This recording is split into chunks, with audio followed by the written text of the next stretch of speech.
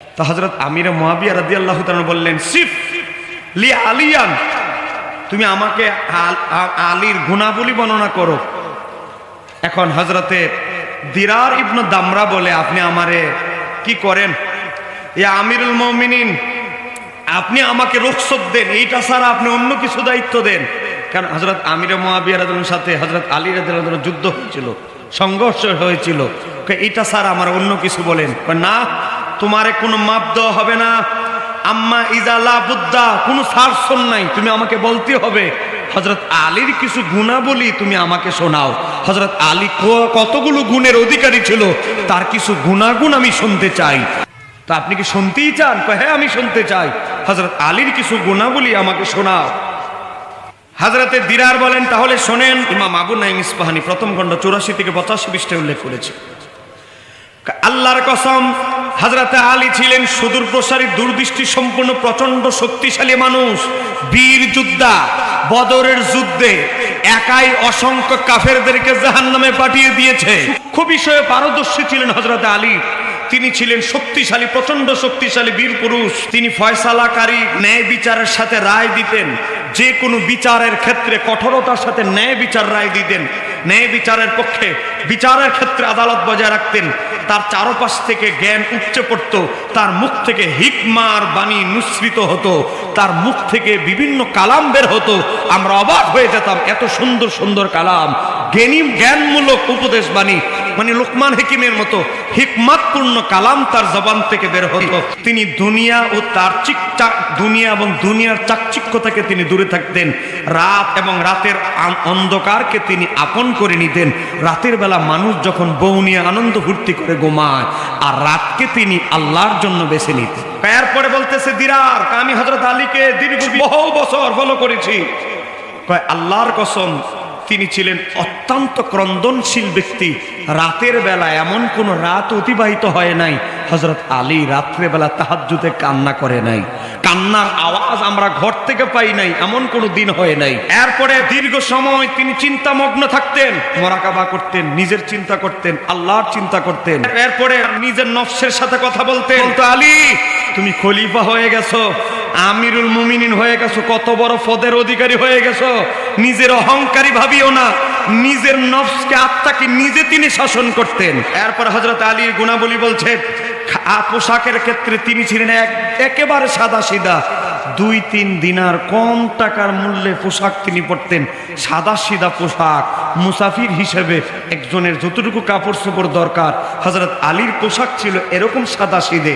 তো তারপরে খাবার ছিল একেবারে সাধারণ শ্রমিক মানুষ যে খাবার খায়, একেবারে নরমাল সিম্পল খাবার ছিল তার নিত্যদিনের সঙ্গী। হযরত আলীর গুণাবলী বলে, আল্লাহর কসম, এমন একজন ব্যক্তি ছিলেন, আমরা তার কাছে যখন যেতাম টেনে নিতেন।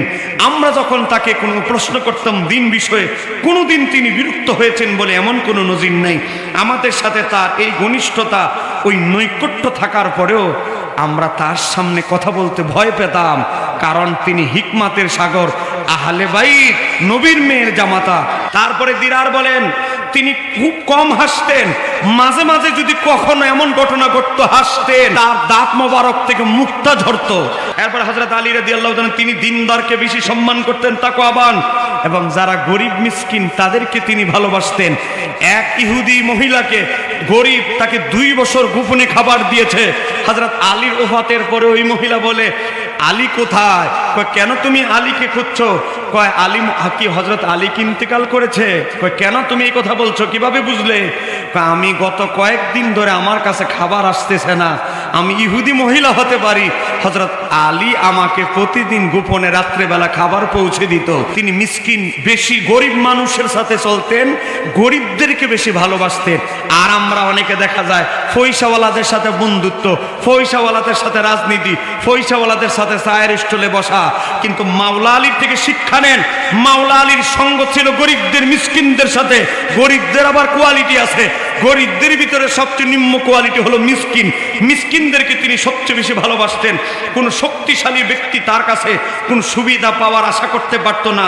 আবার দুর্বল ব্যক্তি ন্যায় বিচার থেকে হতাশ হয়ে ফিরে কোনোদিন আলী রাদিয়াল্লাহু তাআলা দরবার থেকে ফিরে যেতে পারে নাই।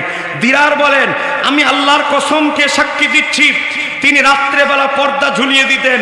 মানুষ যখন তারকাগুলো যখন ডুবে যেত, সূর্য যখন অস্তমিত হয়ে যেত, সাপে কামড় দিলে মানুষ বিষের যন্ত্রণা যেভাবে ছটফট ছটফট করে, হযরত আলী তাহাজ্জুদের সময় আল্লাহর ভয়ে ভাবে ছটফট ছটফট করে কাঁদতেন। দিনার বলেন, আমি বহুবার দেখেছি হযরত আলী মিম্বারের মাঝে মসজিদে বসে এভাবে দাড়িগুলো ধরেছেন, ধরে নিজে শাসন করতেছে, আলী, হে আলী, নিজে এখন ভালো হয়ে যা, দুনিয়ার সময় খুবই সংকীর্ণ, খুবই সংক্ষিপ্ত, আখিরাতের সময় খুবই ভারী দীর্ঘ। নিজে দাড়িতে ধরে নিজের নফসকে নিজে তিনি শাসন করতেন। হযরত আলী রাদিয়াল্লাহু তাআলা আনহু তাহাজ্জুদের সময় গিয়ে বলতেন, হযরত আলী দুনিয়ার ধমক দিতেছে, এই পৃথিবীর, এই দুনিয়া।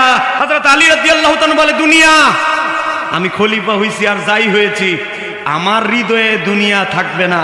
অন্য কাউরে ধোকা দে, দুনিয়ার চাকচিক্য, বেশভূষার কাপড়, অহংকার অন্য কারো কাছে, আমি আলীর কাছে প্রতারণা করতে চাইলে কোনো লাভ হবে না। এমনি হযরত আলী বেলায়েতের সম্রাট হয়ে গেছে। ওই কিচ্ছা কাহিনী কয়ে নবীর মেয়ের বিয়ে করছে আর বেলায়েত প্রাপ্ত, এত বড় বেলায়েতের অধিকারী এমনি হয় নাই।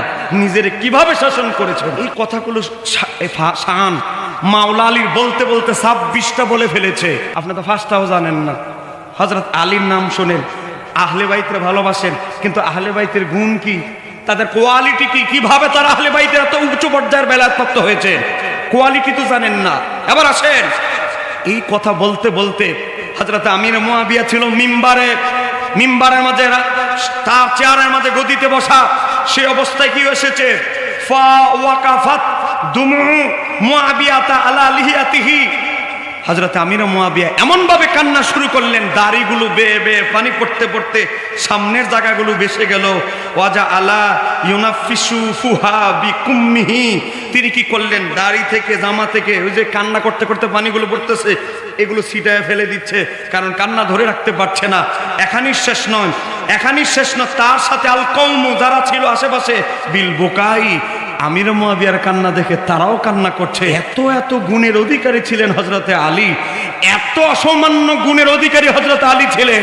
এমনি তিনি বেলায়েতের সম্রাট হয় নাই। হযরত আমির মুয়াবিয়া রাদিয়াল্লাহু তাআলা তারপরে বলতে লাগলেন, ফাকাল, আমির মুয়াবিয়া বলে, কাজা কান আবুল হাসানি রাহিমাহুমুল্লাহ, অবশ্যই আবুল হাসান, মানে ইমাম হাসানের বাবা তো হযরত আলীর জন্য উপাধি আবুল হাসান, অবশ্যই কাজা আবুল হাসান এমনই ছিলেন, আলী এমনই ছিলেন, অসামান্য জ্ঞানের অধিকারী ছিলেন।